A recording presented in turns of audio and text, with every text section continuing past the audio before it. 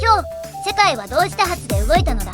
イランの核施設に爆弾が落ち、ホルムズ海峡が事実上封鎖され、原油価格は3年ぶりの高値をつけた。その余波でナスダックは年内最悪の週を記録し、太平洋の向こうではゴルフ界のレジェンドが飲酒運転で逮捕された。今夜は5本の衝撃ニュースを一気に届けるのだ。ずんだもん先輩、今日は本当に盛りだくさんですね。どれもこれも気になりすぎて、何から聞けばいいか迷います。まず一番ホットなニュースから教えてください。今日取り上げるのは5本なのだ。1本目はイラン戦争の最新局面と現役期、2本目はタイガー・ウッズのまさかの逮捕劇、3本目はナスダックの歴史的暴落週、4本目はメタを直撃した2連続敗訴、そして5本目はウルグアイ対イングランドのドラマ。どれも日本と無縁じゃないのだ。順番に行くのだ。まず1本目、最も世界を揺るがしているニュースなのだ。米国とイスラエルによるイラン核施設への攻撃が続いている。今日だけでイラン中部の重水プラントチョンダブとウラン精錬施設アルダカンが爆撃された。ニューヨークタイムズによると、これらは核燃料開発の用となる施設なのだ。核施設への攻撃って、それって放射性物質が漏れたりしないんですか？すごく怖いんですけど、あと、今も戦争が続いているということですよね。IAEA は放射性漏洩は確認されていないと発表しているのだ。ただし同時に軍事的な自制を求めると警告も出している。戦争は今日で1ヶ月が経過した。ルビオ米国務長官は G7 外相会合でこう言ったのだ。2週間以内に目標を達成できる。フランス24はこれを大きく報じている。一方でドイツのメルツ首相は、米国とイスラエルの戦略が成功につながるとは確信できないと距離を置く発言をしたのだ。そして日本への直撃がここなのだ。イランの革命防衛隊はホルムズ海峡を閉鎖中と宣言し、今日だけで3隻の船舶を引き返させた。ホルムズ海峡というのは世界の石油輸送量の約5分の1が通る海の要所なのだ。例えるなら日本全国のガソリンスタンドにつながるホースの 20% を誰かが突然握りつぶした、そんな状況なのだ。原油価格は今日の終値で3年ぶりの最高値を記録したのだ。具体的な計算をするのだ。仮にガソリン1リットルが現状より15円上がると、月に50リットル給油する家庭では月750円。年間で9000円の家計負担増になるのだ。さらに輸送コストが上がれば食料品や日用品の値段も連鎖して上がる。トラック1台分の燃料代が月数万円増えたら、それはスーパーの値札に転嫁されるのだ。年9000円って、じわじわ効いてきますね。でも先輩、ルビオさんが2週間で終わる、と言って言うなら、そんなに長引かないんじゃないですか？私はちょっと楽観的に見てますけど、先輩はどう思いますか？実はここが重要なポイントなのだ。TASS が伝えるところでは、トランプ大統領は、イランにはまだ3500の標的が残っている、とも発言している。2週間、という言葉と、3500の標的、は矛盾しているのだ。僕の見立てでは、2週間、は交渉をせかすための圧力なのだ。イラン側は、ホルムズは即時、無期限閉鎖、と言っている。どちらも簡単には引けない状況なのだ。このイラン問題はこの後の株価暴落のニュースとも深く絡んでいるのだ。それをまた後で解説するのだ。次は誰も予想しなかった衝撃ニュースなのだ。2本目のニュースなのだ。ゴルフ界の神様、タイガー・ウッズが飲酒運転の疑いで逮捕された。ブルームバーグの報道によると、米フロリダ州マーティン郡で自分のランドローバーを別の車に衝突させ、横転させたのだ。幸い本人に怪我はなかったが、現場で逮捕されたのだ。タイガー、ウッズが飲酒運転で逮捕ですか？つい最近まで現役でゴルフの試合に出ていたはずですよね。確か先週も何かの試合に出たって聞いた気がします。なぜこんなことに？ウッズは今年51歳なのだ。彼の怪我の歴史は20年以上にわたる。腰の椎間板摘出手術、前十字靭帯の再建手術、アキレス腱断裂、そして慢性的な左膝の問題。今週の火曜日には自分が共同設立したゴルフリーグ、EGL の試合に出場したばかりだったのだ。2019年の DUI 逮捕から7年。今回の事件はファンにとって本当に衝撃的なのだ。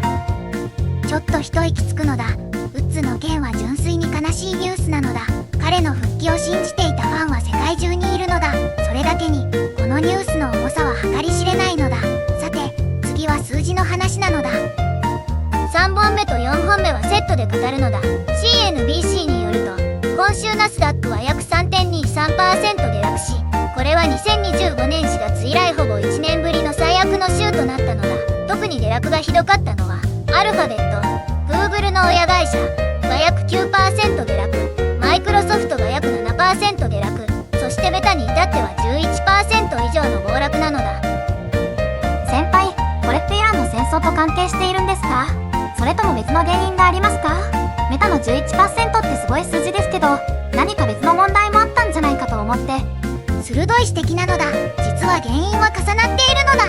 第一の原因はイラン問題で原油価格が上昇し、世界的なコスト高懸念が広がったこと。第二の原因はメタが今週、ニューメキシコ州とロサンゼルスで2件の裁判に連続敗訴したことなのだ。Facebook と Instagram が未成年への有害コンテンツ対策を十分にとっていなかったという内容なのだ。もう一つ面白い動きがあるのだ。AI メモリチップ需要急増で株価が 300% 上昇していたマイクロンが今週だけで 15% 以上下落した。売上はほぼ3倍の238億ドルという高決算を出したにもかかわらずなのだ。これはつまりどんなに業績が良くても地政学リスクの前には関係ないという市場の本音が出た瞬間なのだ。この株安が日本の投資家にどう影響するかも気になるのだ。ただその前にもう一つ衝撃の展開が控えているのだ。この続きは続くるのだ。ここまでの流れを整理するのだ。1本目、イラン戦争でホルムズ海峡が封鎖寸前、原油高が日本の家計を年9000円以上直撃する可能性。2本目、タイガー、ウッズがフロリダで DUI 逮捕。3.4 本目、ナスダック今年最悪週、メタは裁判連敗で 11% 暴落。この3つが連動していることがポイントなのだ。さて、5本目に行くのだ。5本目はスポーツなのだ。ウルグアイ代表がロンドン、ウェンブリーでイングランドと激突した。ビエルサ監督のウルグアイはほぼ全時間帯でイングランドに攻め込まれ、11分にはピケレスが右足首を負傷して担架で退場する事態に。ところがアルゼンチン出身のビエルサは試合後に最高の相手と戦うことが僕を奮い立たせると言っているのだ。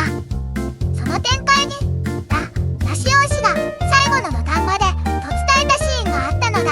バルベルデが後半終了間際に PK を冷静に決めて1の引き分け。まさに土壇場の同点だったのだ。ビエルサ采配の真骨頂なのだ。注目はピケレスの怪我の程度。ワールドカップ前の大会で負傷離脱となればウルグアイにとって痛手なのだ。私ね、今日のニュース全体を聞いて思ったんですけど、全部のニュースに確実性が共通してると思うんです。イランは終わらない。ウッズの復帰が本当に合うのか、市場がいつ底を打つのか、ウルグアイが怪我を乗り越えられるか。先輩、これって今の世界全体の空気感なんじゃないですか？紬の言う通りなのだ。今日の冒頭で世界が同時多発で動いたと言ったのだ。でもよく見ると全てに共通するのは予測が崩れた日なのだ。各施設への攻撃で漏洩なし、高決算でも株は下落、土壇場で PK で引き分け、タイガー、ウッズが復帰したと思ったら逮捕。今日は常識が通じない日だったのだ。では日本への影響をまとめるのだ。原油高の直撃はすでに話した通り年9000円以上のリスクがある。ナスダックの暴落で日経平均も来週以降に下押し圧力がかかる可能性が高いのだ。特に半導体関連の日本株、例えばディスコや東京エレクトロンは連動しやすいのだ。さらにイラン問題が長期化すれば円安が進み、輸入食品や電気代への影響も無視できないのだ。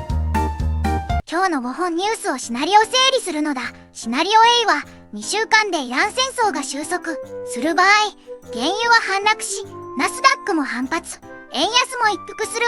シナリオ B は戦争が1ヶ月以上長期化する場合、ガソリン代、食料品、電気代の三重苦が本格化し、日本の家庭は夏前に実感レベルで苦しくなる。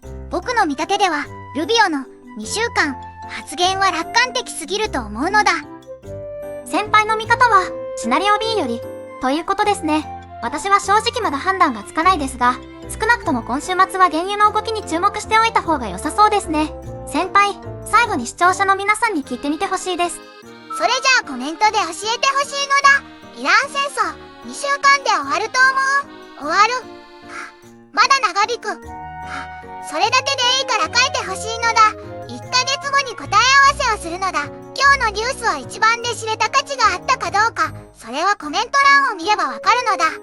今日は5本の海外ニュースをまとめたのだ。イランの戦況、タイガー、ウッズの逮捕、ナスダック最悪週、メタの敗訴、そしてウルグアイの土壇場ドロー。全部日本と無関係ではないのだ。チャンネル登録と高評価がずんだもんの燃料になるのだ。明日も朝7時と夜8時に最新ニュースをお届けするのだ。次回はイラン情勢を一本丸ごと深掘りする予定なのだ。それじゃあまた明日なのだ。